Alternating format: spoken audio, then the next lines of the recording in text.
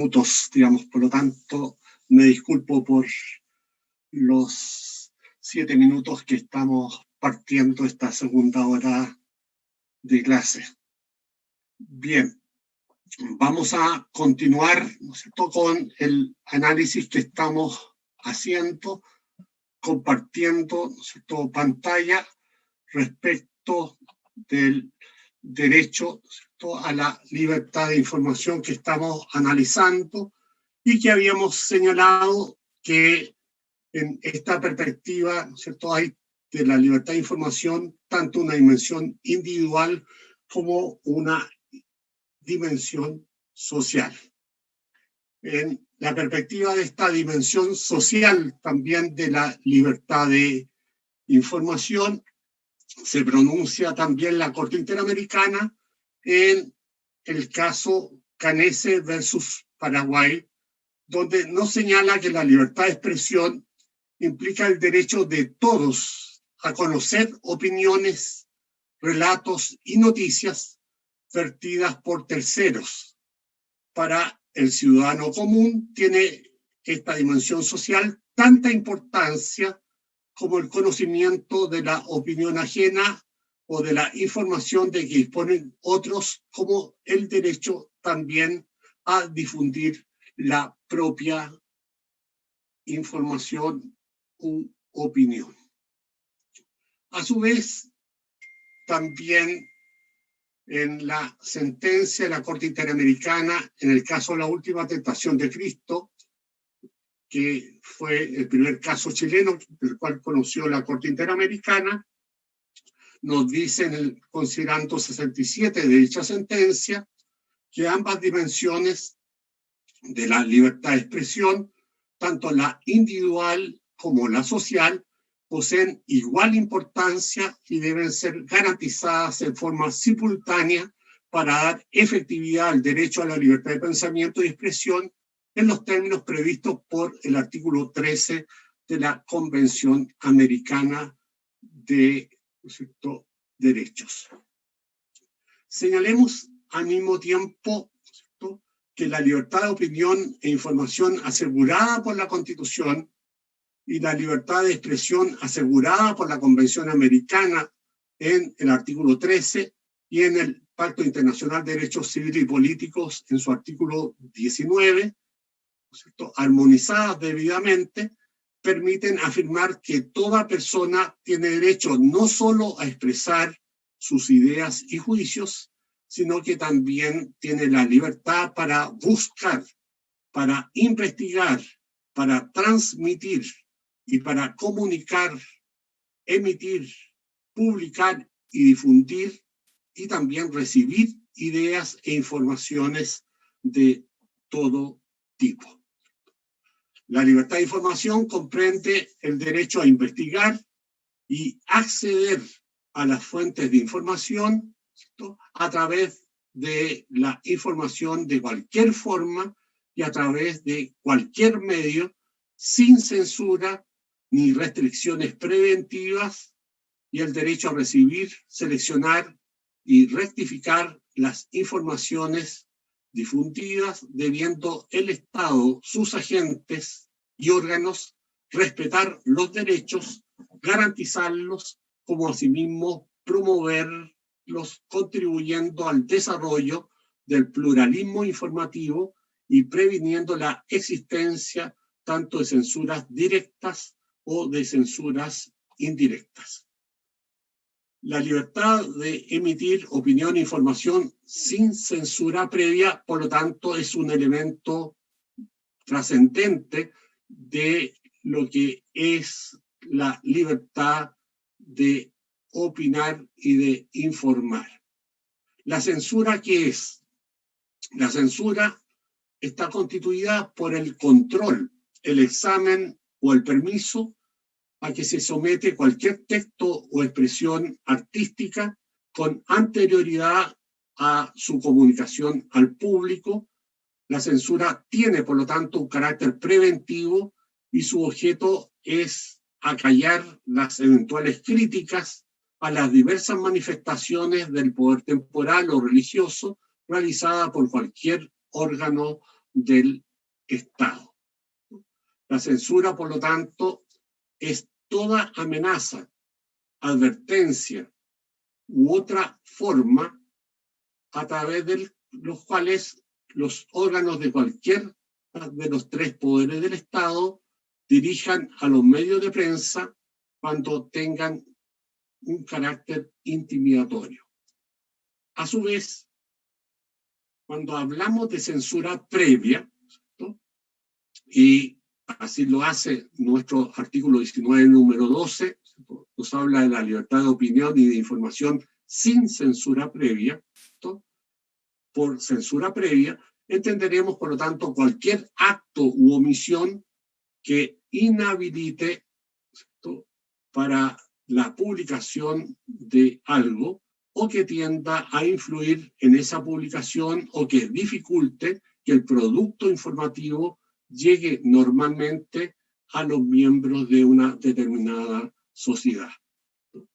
Cuando se vulnera la libertad de opinión e información mediante censura o restricción preventiva, se viola el derecho que tienen las personas afectadas de emitir sus juicios o ideas o de transmitir dichas ideas o determinados hechos a terceros, como asimismo se vulnera el derecho de todas las demás personas a recibir tales informaciones y opiniones. La ausencia de censura previa implica, por lo tanto, la falta de control por parte de la autoridad en forma preventiva y no solo la ausencia de control gubernamental, sino también la de eventual control administrativo y de carácter jurisdiccional, ¿no?, de naturaleza previa. ¿Qué se entiende, por lo tanto, por responsabilidades ulteriores? En el fondo, nuestro 19, número 12, ¿no es cierto?, asegura el derecho a la libertad de opinión e información sin censura previa, sin perjuicio de hacer efectivas las responsabilidades ulteriores. Por lo tanto,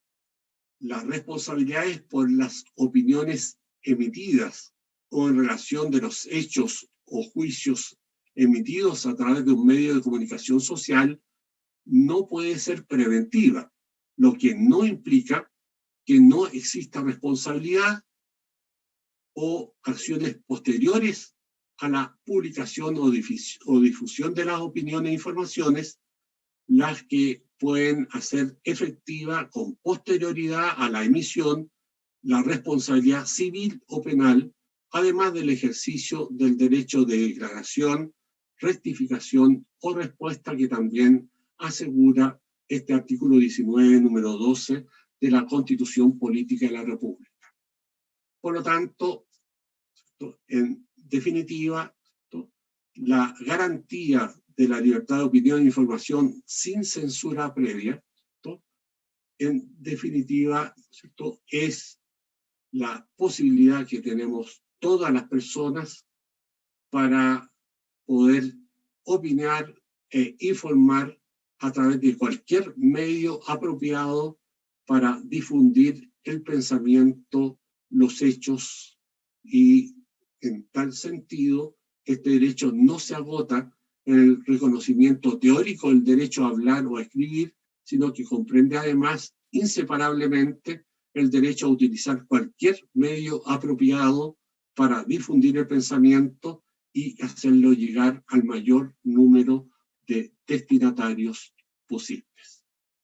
En tal sentido, el Tribunal Constitucional, en su sentencia Rol 226 de octubre ya del año 1995, hace ya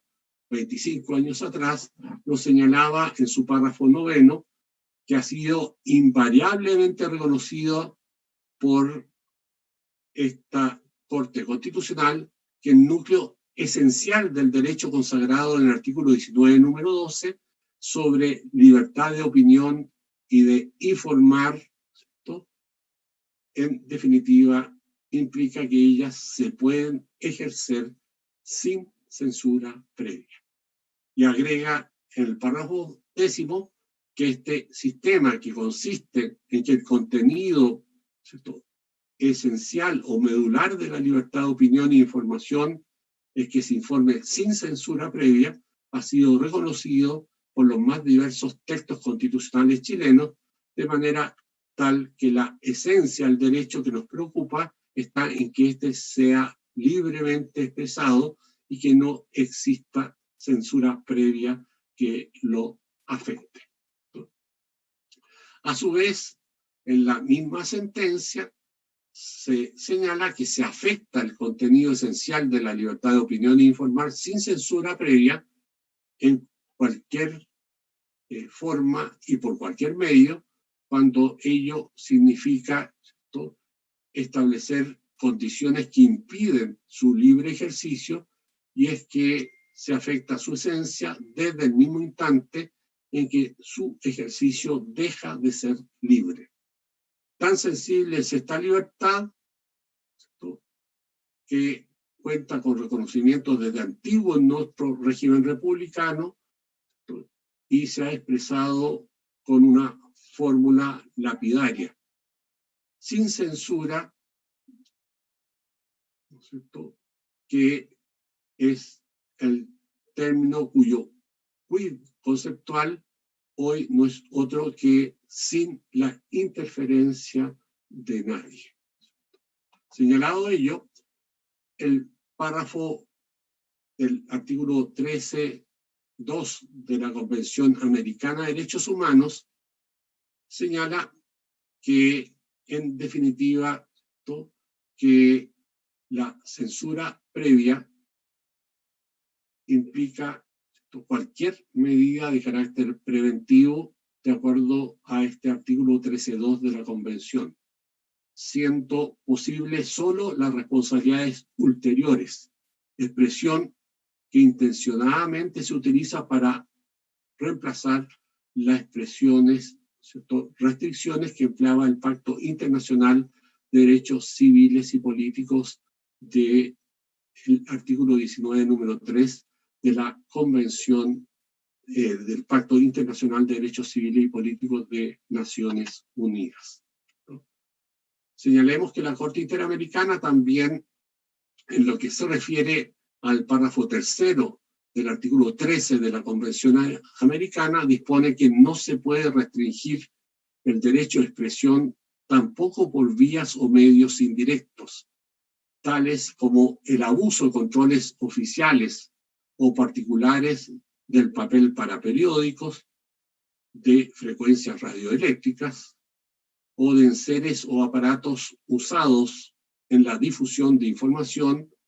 y por cualquier otro medio encaminado a impedir la comunicación y la circulación de ideas y de opiniones. La interpretación literal de esta norma permite considerar que protege de forma específica la comunicación, la difusión y la circulación de ideas y opiniones, y que queda prohibido el empleo, por lo tanto, de vías o medios indirectos para restringirla, y la enunciación de medios restrictivos que hace el artículo 13.3, además, no tiene un carácter taxativo ni impide considerar cualquier otro medio o vía indirecta derivada de nuevas tecnologías, ¿cierto?, que pudiera afectar la posibilidad de expresar opiniones e informaciones sin censura previa, ni directa ni indirecta. A su vez, en otro caso, el caso Ríos y otros versus Venezuela, también la Corte Interamericana de Derechos Humanos, refiriéndose al artículo 13, párrafo 3º de la Convención, señala que impone obligaciones de garantía aún en el ámbito de las relaciones entre particulares, pues no solo abarca restricciones gubernamentales indirectas, sino también, en este sentido, controles de particulares que produzcan el mismo resultado. Por ello, se configura una violación al artículo 13.3 de la Convención, ¿no?, cuando por vía o un medio ¿cierto?, indirecto, se restrinjan efectivamente, ¿cierto?, la comunicación o la circulación de cualquier idea o cualquier opinión. A su vez, también en sentencia del caso Tristán Donoso con Panamá, la Corte Interamericana de Derechos Humanos en el año 2009 explicita en el párrafo 110 de la sentencia que la libertad de expresión, por otra parte, también debe considerarse que no es un derecho absoluto. Y agrega que el artículo 13.2 de la Convención, que prohíbe la censura previa, también prevé la posibilidad de exigir responsabilidades ulteriores para el ejercicio, ¿no?, que se haya hecho de este derecho. Estas restricciones tienen un carácter excepcional y no deben limitar más allá de lo que es estrictamente necesario el pleno ejercicio de la libertad de expresión y convertirse en un mecanismo directo o indirecto de censura previa, ¿no? A su vez, el párrafo 112 se nos dice que el ejercicio de cada derecho fundamental debe hacerse siempre con respeto y salvaguarda de los demás derechos fundamentales, y en este proceso de armonización le cabe un papel fundamental al Estado, buscando establecer responsabilidades y sanciones que fueren necesarias para obtener tal propósito. La necesidad de proteger los derechos a la honra y a la reputación, así como los derechos que pudieran verse afectados por un ejercicio abusivo de la libertad de expresión, requiere, por lo tanto, la observancia de los límites fijados a este respecto por la propia Convención Americana de Derechos Humanos. Por lo tanto, es importante determinar cuáles son los requisitos para establecer responsabilidades ulteriores. Y podemos decir que el primer requisito para establecer estas responsabilidades ulteriores es que ellas deben estar expresamente fijadas por la ley, entendiendo la ley como, ¿cierto?, aquella norma que emana del Congreso Nacional, del Parlamento, de acuerdo a los procedimientos que establece el propio ordenamiento constitucional. En segundo lugar, ¿cierto?, debe estar esta norma legal destinada a proteger ya sea los derechos o la reputación de los demás,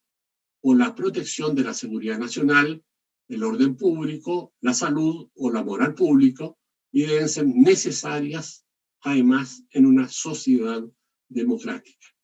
La Corte, en este sentido, ha determinado que la necesidad de legalidad de las restricciones a la libertad de expresión, ¿no?, en definitiva, ¿no?, que corresponden al artículo 13.2 de la Convención, dependerá de si están orientadas a satisfacer un interés público, a su vez de carácter imperativo, y a su vez se nos señala que dada la importancia de esta libertad de expresión en la sociedad democrática, el Estado no solo debe minimizar las restricciones a la circulación de la información, sino que también debe equilibrar en la mayor medida de lo posible la participación de las distintas informaciones en el debate público, impulsando el pluralismo informativo, en consecuencia el equilibrio que debe regir el flujo de la información. Cabe también señalar que el 19, número 12, en su inciso segundo, se establece que no se puede establecer un monopolio estatal sobre los medios de comunicación. Es inadmisible así que se constituyan monopolios públicos, pero también, debemos decirlo, en el mismo caso, tampoco se pueden establecer monopolios privados sobre los medios de comunicación social cuya finalidad sea moldear o manipular la opinión pública según un solo enfoque o una sola perspectiva, impidiendo la transmisión de las informaciones o de las opiniones. El derecho del informado a conocer y saber los hechos o acontecimientos de relevancia pública y veraces que ocurren en el medio social es un elemento esencial que le posibilita ser un activo participante de la sociedad política de la cual se encuentra formando parte de ella. La libertad de información, por lo tanto, no solo debe ser defendida frente al poder estatal, ya que existen otras fuerzas que son también las empresas privadas en el ámbito de los medios de comunicación social que están más interesadas en reducir costos y obtener mayores beneficios económicos que en preservar, a su vez, la libertad y el pluralismo informativo. El mercado de las ideas, como se le denomina, como todo otro mercado, puede generar tendencias oligopólicas que dañan el bien público de la comunicación y la expresión de carácter libre. Como asimismo, existen fuerzas del mercado como externalidades, información asimétrica, que hacen justificable la intervención reguladora del Estado para mantener y asegurar el bien público de la libre circulación de ideas e informaciones. Señalemos al mismo tiempo, como lo ha dicho también la Corte Interamericana de Derechos Humanos, en la opinión consultiva sobre la colegiación obligatoria de periodistas, ¿no?, en su párrafo 34, que es indispensable la pluralidad de medios, ¿cierto?, y la prohibición de todo monopolio respecto a cualquiera sea la forma que este monopolio pretenda adoptar. Esta jurisprudencia de la Corte Interamericana no solo se encuentra en dicha opinión consultiva, sino también en casos contenciosos como el caso Kimmel y el caso Tristán Donoso versus Paraguay. Agreguemos también que el derecho de las personas a seleccionar los medios a través de los cuales desea ser informado lleva a la garantía institucional del pluralismo informativo y la negación de todo monopolio informativo, sea público o privado, ya que ello lleva a un conocimiento cejado de la información y al aislamiento de los canales de información provenientes de fuera de las fronteras nacionales, en definitiva, a una negación de la recepción transparente y participativa de la información. Por lo tanto, el ordenamiento constitucional asegura la autonomía de los cuerpos intermedios de la sociedad para el cumplimiento en la medida que realicen sus respectivas actividades conforme al bien común y sin vulnerar los derechos fundamentales de las personas ni el respeto al Estado constitucional democrático, ¿cierto?, ni de sus fines específicos. Y dentro de estos cuerpos intermedios debe considerarse necesariamente también la existencia de los medios de comunicación social en sus diversas modalidades y en sus diversas expresiones. Por lo tanto, la autonomía de los cuerpos intermedios, en este caso de los medios de comunicación social, se concreta centralmente por el hecho de regirse por sí mismos, disponiendo de libertad para organizarse del modo conveniente a sus fines estatutarios, para adoptar libremente sus decisiones institucionales y determinar la forma de administrarse y fijar sus objetivos o fines para alcanzar sin injerencia de terceros, sean estas autoridades o personajes ajenas a la asociación o entidad de que se trate, siempre dentro del marco jurídico general que determina la Constitución y las leyes de la República. Esta autonomía de los cuerpos intermedios es relativa, ya que se encuentra subordinada al bien común de la sociedad, al respeto de los derechos fundamentales de las personas y a no desarrollar conductas ilícitas ni delitos, como asimismo a no intervenir en actividades que son ajenas a sus fines específicos. Señalemos también dentro de esta perspectiva la sentencia del Tribunal Constitucional ROL 2358-12 del 9 de enero de 2012, cuyo considerando 18º nos dice que desde otra perspectiva esta magistratura constitucional ha puesto de manifiesto la inconveniencia, ¿cierto?, de la interferencia estatal en los medios de comunicación social de cara a la vulneración de la autonomía que a estos cuerpos intermedios les corresponde, y los medios de comunicación social son tales cuerpos intermedios. Por lo tanto, la interferencia produce, infringiendo lo dispuesto en el artículo 1, inciso 3 de la Constitución, con el cual se reconoce y ampara a los grupos intermedios a través de los cuales se organiza y estructura la sociedad y se garantiza la administración y la autonomía para cumplir los fines propios de la misma. Esta autonomía se concreta específicamente en la línea editorial de los correspondientes medios de comunicación social, la cual puede ser desarrollada libremente, sin más limitaciones que la que determinen las regulaciones legales, sin afectar el contenido esencial de dicha libertad en el marco constitucional y del derecho internacional de los derechos humanos vinculante para el Estado chileno. La explícita referencia en el programa normativo del artículo 19, número 12 de la Constitución, a los medios de comunicación social como instrumentos de ejercicio de las libertades reconocidas en este artículo, obligan a que la definición del ámbito normativo de la vinculación sea desde la libertad de opinión y de información y no de la libre iniciativa económica o empresarial. El origen y justificación constitucional de las limitaciones y controles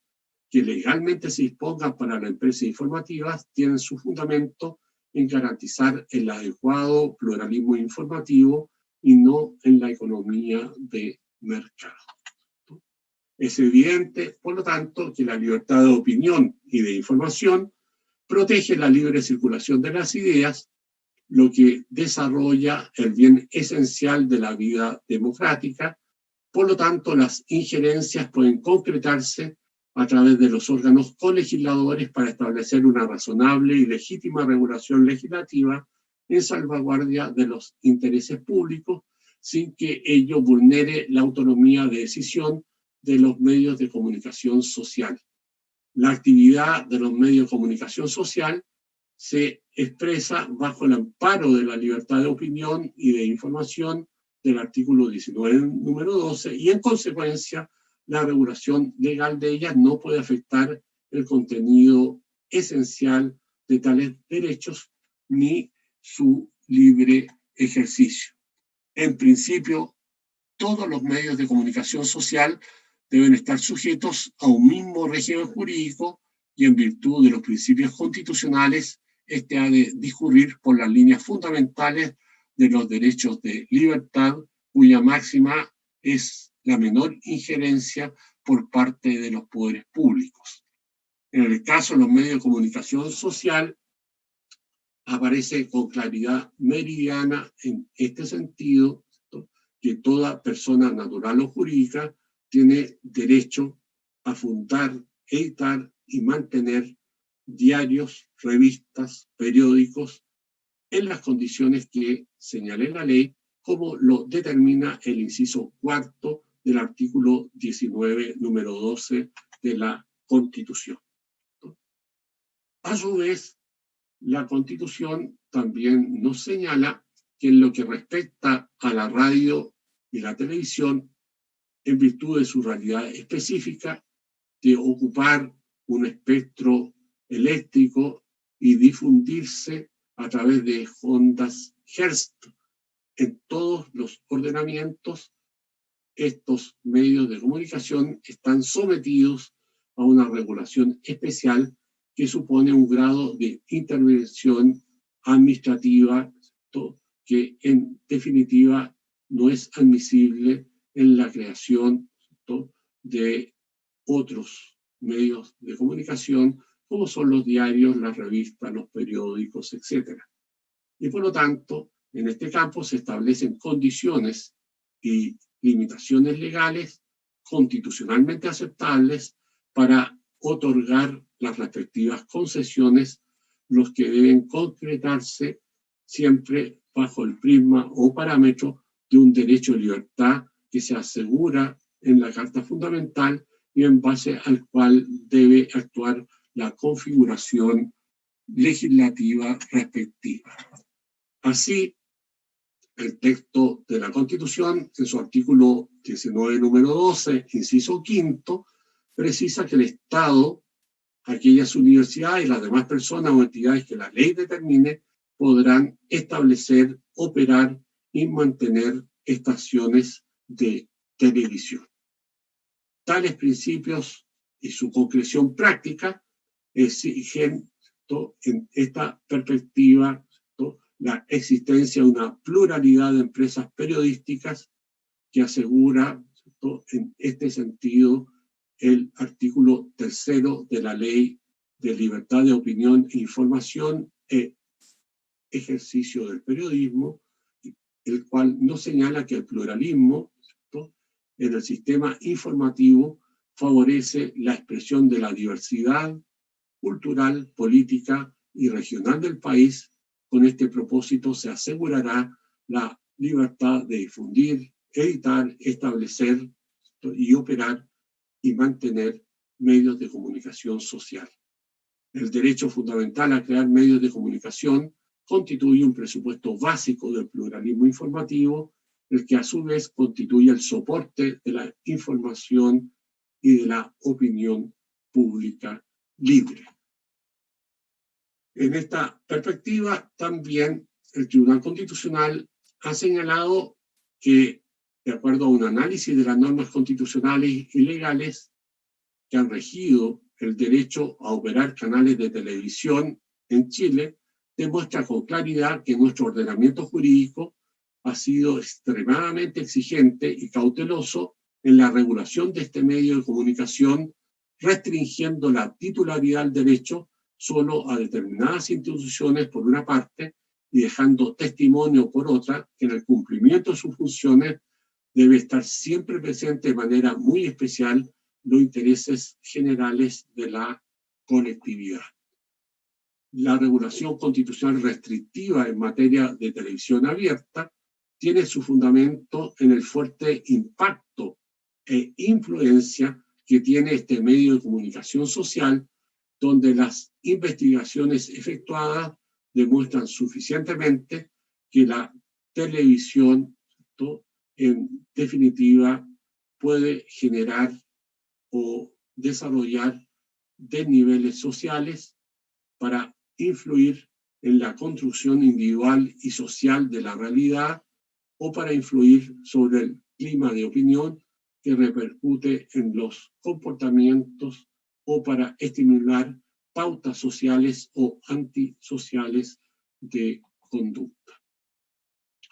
En esta perspectiva debe tenerse presente, por lo tanto, el Consejo Nacional de Televisión, cuyo artículo 19, número 12, ¿cierto?, en su inciso sexto, determina precisamente la existencia de este Consejo Nacional de Televisión, el cual debe velar por el funcionamiento correcto de la televisión. Este consejo es regulado por la Ley 18.838 de 1989 y sus respectivas reformas. Dicho organismo tiene el carácter de un servicio público autónomo, de base constitucional, dotado de personalidad jurídica y patrimonio propio, funcionalmente descentralizado. Señalado ello, podemos decir que el artículo 1, inciso 3 de esta ley determina que el funcionamiento correcto de la televisión implica el respeto permanente a través de su programación de los valores morales y culturales propios de la nación, la dignidad de las personas y la protección de la familia, el pluralismo, la democracia, la paz, la protección del medio ambiente y las formas espirituales e intelectuales, la formación espiritual e intelectual de la niñez y de la juventud dentro de tal marco valórico. Señalemos a su vez que este Consejo está integrado por 11 miembros, de acuerdo a lo que determina el artículo 2 de la Ley 18.838, de los cuales uno es nombrado por el presidente de la República, que debe contar con la idoneidad necesaria para garantizar el debido pluralismo en el funcionamiento del Consejo, presidiéndola, y los otros miembros son nombrados por el presidente de la República con acuerdo del Senado en un único proceso donde debe garantizarse el pluralismo de la composición de dicho Consejo. El Consejo Nacional de Televisión debe, a su vez, dictar las normas generales para impedir efectivamente la transmisión de programas que tengan violencia excesiva, truculencia, pornografía o participación de niños o adolescentes en materias reñidas con la moral o las buenas costumbres. Y el artículo 14 de la ley precisa que el Consejo debe adoptar medidas y procedimientos a fin de asegurar que los programas de opinión y debate político que se emitan respecto de cualquier canal de televisión se respete debidamente el pluralismo político. Señalemos asimismo que conforme a lo que termina el artículo 15 de la ley, las concesiones de servicios de radiodifusión televisivos de libre recepción se otorgan por un plazo de 25 años solo a personas jurídicas cuyo plazo de vigencia no podrá ser inferior al de la respectiva concesión. El artículo 18, a su vez de la ley, determina que solo pueden ser titulares de una concesión de radiodifusión televisiva de libre recepción o hacer uso de ella a cualquier título personas jurídicas de derecho público o privado constituidas en Chile y con domicilio en el país. Sus presidentes, directores, gerentes o administradores y representantes legales deben ser chilenos y no haber sido condenados por delitos que merezca pena aflictiva. Hasta aquí, ¿cierto?, lo que dice relación, por lo tanto, con los medios de comunicación social, ¿cierto?, en sus distintas variedades, ¿cierto? Es necesario ahora referirse, ¿cierto?, a lo que es el requerimiento de veracidad de la información, en la medida en que este constituye un límite interno a la libertad de información. ¿Qué es la veracidad de la información? La veracidad de la información es el deber de diligencia que recae sobre el informador, a quien se le puede exigir que lo que transmita como un hecho haya sido objeto de previo contraste con datos objetivos, privándose así de la garantía constitucional a quien, defraudando el derecho de todos a la información, actúa con menosprecio de la veracidad o, ¿cierto?, falsedad de lo comunicado. Señalado ello, podemos decir que la veracidad de la información obliga al informador a no transmitir relatos falsos sin debida comprobación o a un mínimo de actividad investigadora sobre los hechos que se informan y dan a conocer a la opinión pública, privándose de la garantía constitucional, ¿no?, a las personas que narran hechos con manifiesto menosprecio por la veracidad de aquello que comunican. La veracidad de la información, por lo tanto, no es sinónimo de verdad objetiva e incontestable de los hechos, sino solamente reflejo de la necesidad de que el informador, ¿no?, desarrolle con debida diligencia y actuando de buena fe, ¿no?, en lo que es la búsqueda de lo que en definitiva se busca informar. El informador puede comunicar la parte de la realidad por él conocida y vivenciada, la que no puede considerar eventualmente todas las causas y relaciones del fenómeno comunicado por el hecho de no ser conocida por parte de él. Por lo tanto, la veracidad de la información no implica así objetividad absoluta, que es muy difícil de obtener para las personas, ¿cierto?, que somos limitadas e imperfectas, y por lo tanto lo que en definitiva no puede privar, ¿cierto?, a la eventual, ¿cierto?, comisión de algunos errores. La veracidad solo, ¿cierto?, expresa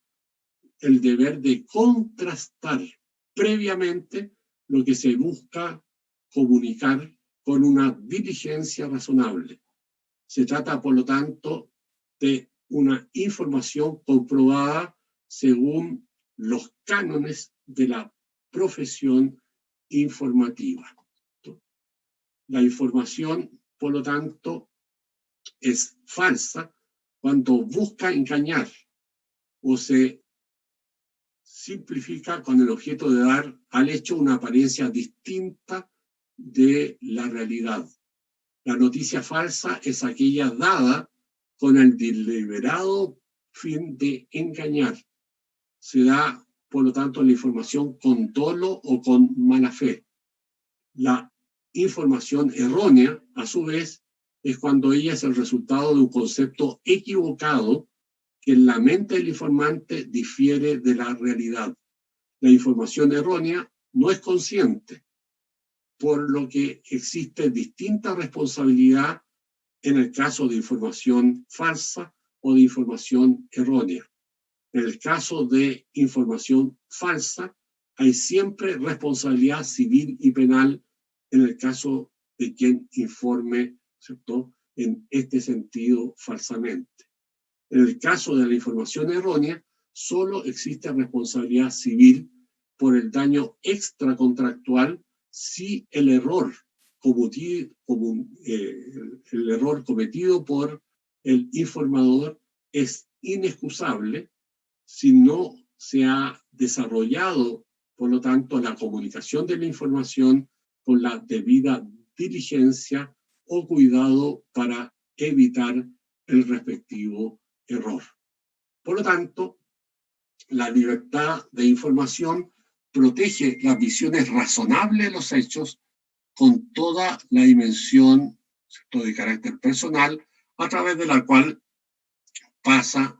la respectiva narración, que implica tendencias, que implica matizaciones, que implica eventuales visiones exageradas o acentuadoras de ciertas dimensiones de los hechos o los fenómenos,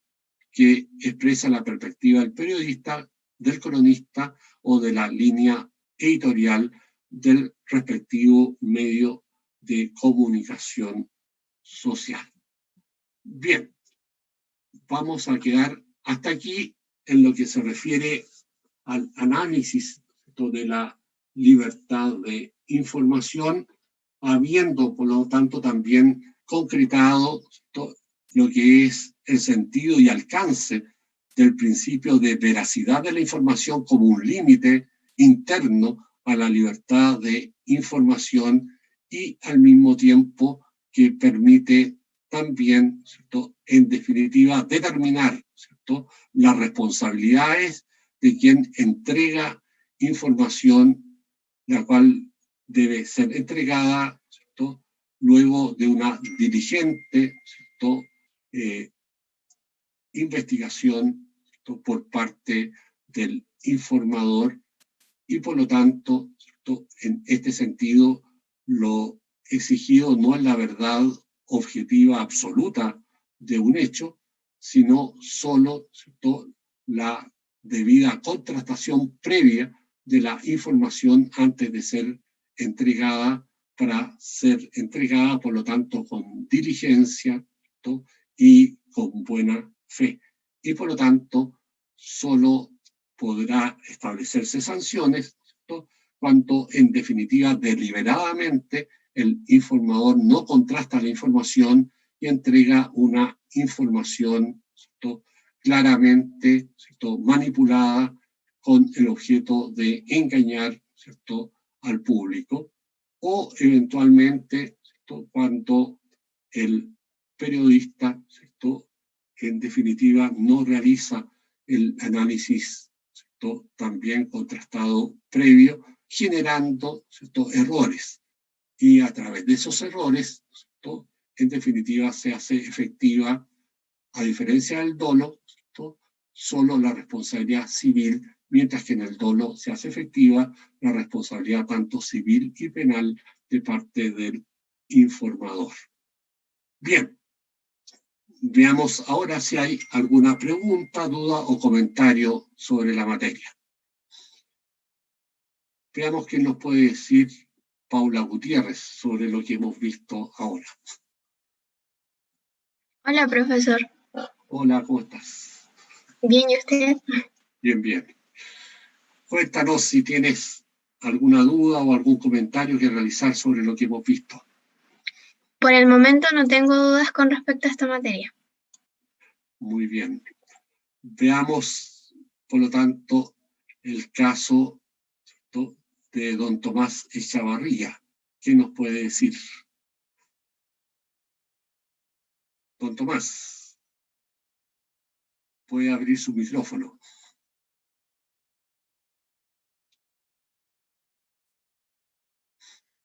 ¿Profe? Pareciera que don Tomás no está. ¿Sí? ¿Quién habla? Camila, yo tengo Camila, una pregunta. Sí. En el tema de la censura, las clasificaciones que se hacen, por ejemplo, en los programas de televisión, en los canales, ¿también se considera un tipo de censura o eso es algo diferente? Por ejemplo, dame algunos ejemplos para poder contestarte Por más. ejemplo, cuando después de las noticias el canal dice, ahora el canal está habilitado para dar programas para mayores de 18 años. No, eso es simplemente una clasificación de las materias que pueden ser analizadas en distintos momentos, digamos. En este sentido, en esta perspectiva, ¿no es cierto?, hay horarios que son para todo público y por lo tanto en el cual pueden participar menores de edad, adolescentes, etcétera, ¿cierto? Y hay horarios en que en el fondo solo se puede, ¿cierto?, participar de parte de adultos, digamos, por lo tanto de personas que tienen ya un criterio formado y además de, ¿cierto?, en tal sentido, tener discernimiento crítico y madurez, ¿cierto?, para poder procesar adecuadamente la información. Y en tal sentido, ¿cierto?, en el caso de los canales de televisión, el Consejo Nacional de Televisión ha establecido, por lo tanto, horarios, ¿cierto?, específicos para, ¿cierto?, esa información que solo puede ser procesada por adultos, que es después de las 22 horas, ¿cierto?, cuando se supone que niños, ¿cierto?, ya no están presentes ante, ¿cierto?, la exposición del canal de televisión. Ok, muchas gracias, profesor. Eso es para proteger fundamentalmente a los derechos de los niños, ¿cierto? Y en tal perspectiva, acordémonos, ¿cierto?, que también en lo que se refiere, ¿cierto?, a la calificación cinematográfica también ocurre lo mismo, ¿cierto? Hay en este sentido la posibilidad de los niños participar, de poder, ¿cierto? Conocer del exhibimiento de cinematografía, ¿cierto? Para personas de toda edad. Luego hay limitaciones, ¿no es cierto?, para los que son menores de 14 años o para los que son menores de 18 años, ¿no es cierto? Y por lo tanto, a partir de los 18 años se entiende que una persona, ¿cierto?, tiene la madurez suficiente, el discernimiento, ¿cierto?, y la capacidad crítica para conocer cualquier tipo de materias, ¿cierto?, en lo que se refiere también a la exhibición cinematográfica, tal como, ¿cierto?, a los programas televisivos respectivos. Es lo que puedo decirte. No sé si hay alguna otra pregunta, duda. No, profe. Sigrid, ¿quieres decir algo? ¿No? Bien, Bien. no hay ninguna duda. Sí, Sigrid, dime nomás. Le decía que no hay ninguna duda, que quedó la materia clara. Ya. Perfecto, quedamos hasta aquí, digamos, por el día de hoy y continuaremos el desarrollo de este derecho que es muy importante y por lo tanto nos hemos detenido más en los distintos aspectos del mismo y continuaremos desarrollándolo en la clase del próximo martes. Por lo tanto, que tengan un buen resto de la semana, bueno para ustedes, que pasen un buen fin de semana y nos vemos el martes en la clase correspondiente, sin perjuicio de